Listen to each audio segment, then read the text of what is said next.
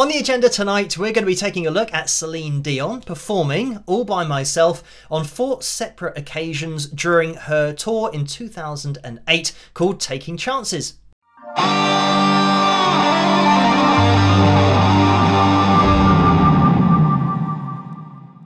Hello, Phil here from Wings of Pegasus and welcome to another analysis video. If you enjoyed this video, please give it a thumbs up and subscribe.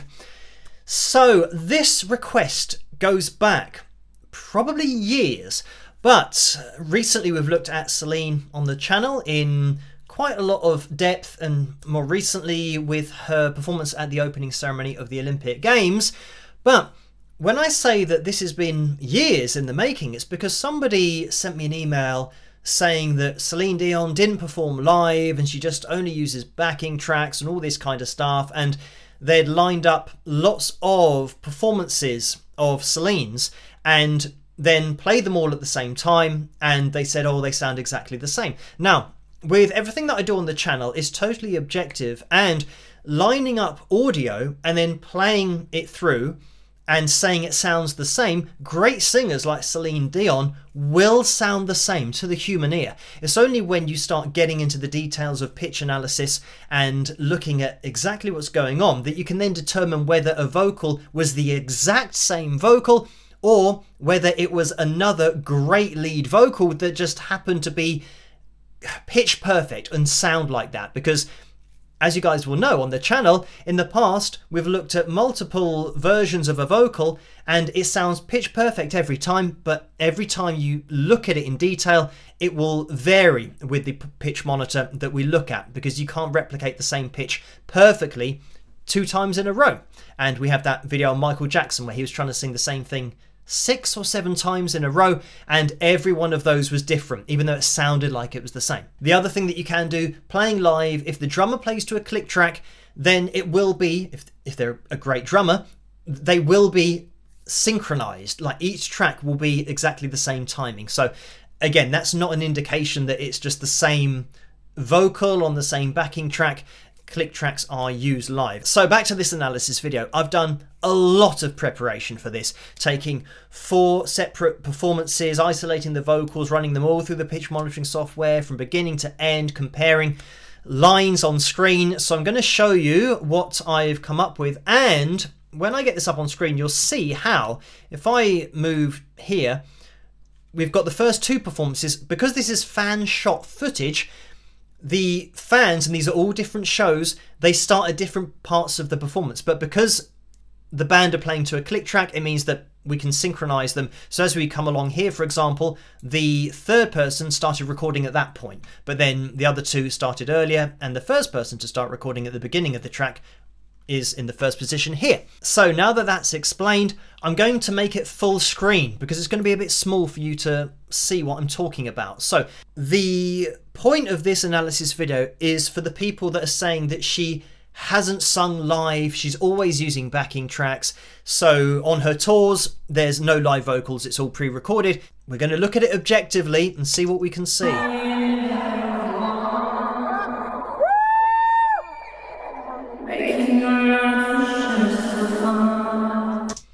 So immediately here, from one performance on the left hand side to another performance, this is all during her 2008 tour. The first one's actually Montreal, the second one's in Cologne. You can see how she was absolutely bang on this B3, and here we get this slight kind of U shape to the B3. So we also get differences here. Of course, we've got ambient noise and we've got the acoustic environment, so therefore a lot of reverb on the sound. So looking at these, this is just plotting the pitch. This is a different vocal from left to right.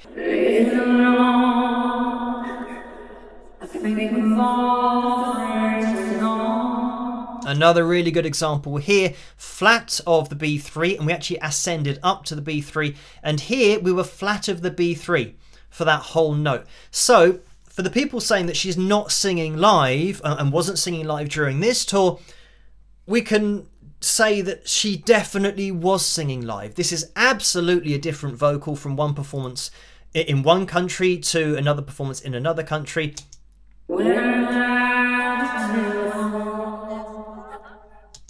And again here, really accurate pitch-wise.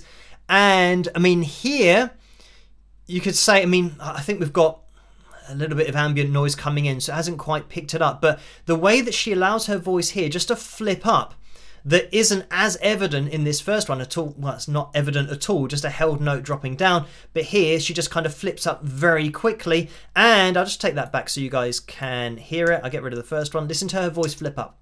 When I dial the telephone.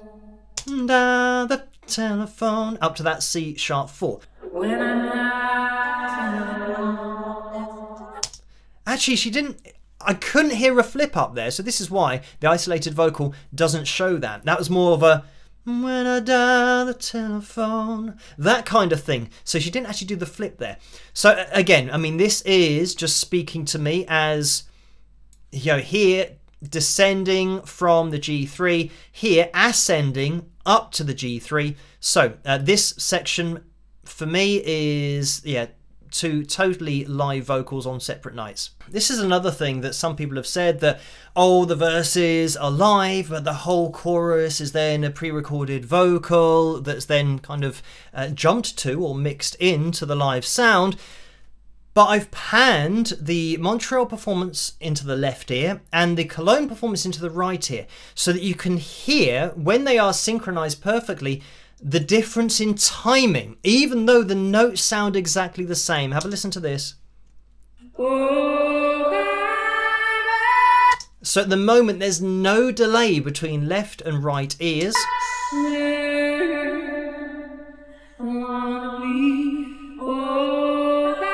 And now the left channel is slightly ahead of the right.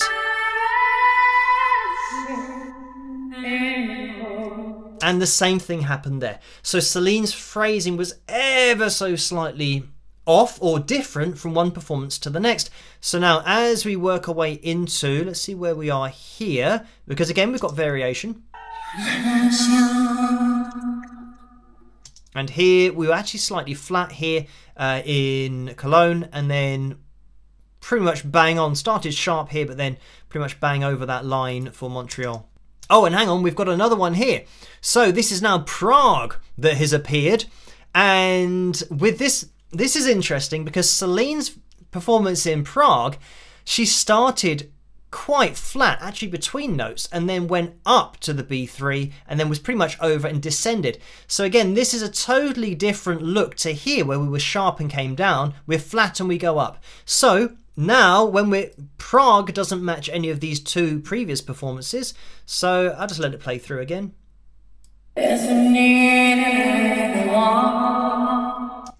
And again, variation here, pretty much on the line. If we zoomed in, it would be slightly below, but then above the line here, and here we started on and have this kind of more of an inverted U shape, or an N shape, if you imagine it going up and then coming down. So yeah, we've got variation on those as well. Let me just move it forward quickly, and again here sharp, came down to the line, here kind of just below the line and went up, and here sharp of the line. So yeah, we're not getting any replication there. So anyway, this is the thing, that working through this whole performance, you'll see variation all the time. So, like, I mean, here's pretty close, but this is more flat, even though it's difficult for people to tell that don't look at these pitch graphs all the time, but I do on a daily basis. So this being flat here, this line here is more flat than this line, and this actually goes up a little bit and just touches the line, whereas this stays consistently below the line all the time. But moving forward, one thing that we do have that is interesting, let me just take this back and have a look at this. Now this is the part where it's the only part where we get a solid replication in all of the performances. Let's have a listen.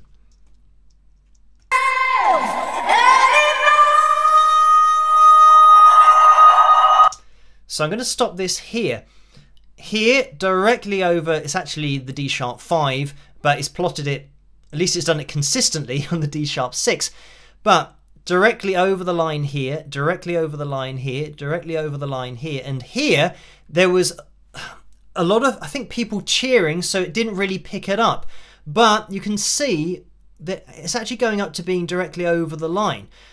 And this is the only time we see this, the only note in the whole performance that is replicated ×4.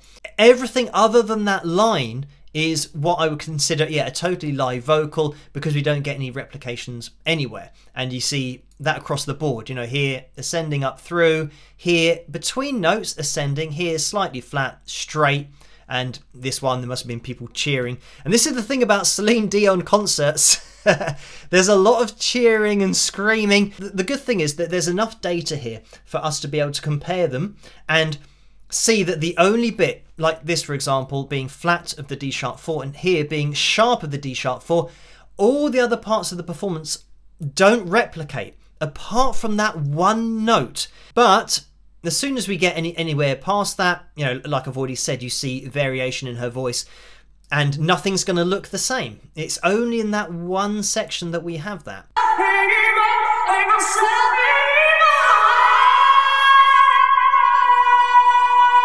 And again, we've got a held note here, but when we're going back to here, look at the way that we're flat of that C sharp 5, and here, I mean, it's plotted an octave higher, but the C sharp 5 down here, we were actually sharp and then we came down. So even in this last part of the performance, these are different vocals, but there was an ad-lib somewhere. Let me just let this play through.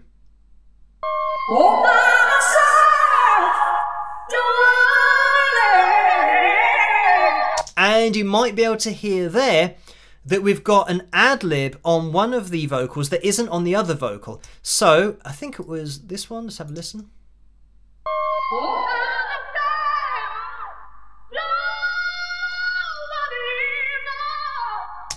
So we can conclusively say, for the people that are saying Celine isn't singing live, that is a live vocal, and that's an ad-lib. When you're doing objective analysis videos, as I do all the time, and people might subjectively not like the results of what I'm saying, but this proves what we're listening to, that we've got totally live vocals here on 4 different performances, and one note matches up, but everything else is absolutely live and unique to that evening in that particular stadium or arena. And any previous analysis video that I've looked at is exactly the same as this. We're going to have the same results. So whatever it is, we're going to be able to see it, and I'll be able to tell you exactly what it is because of the objective data that we're looking at. So there we have it. Thank you guys for requesting this in-depth analysis of Celine Dion's performances from her 2008 tour.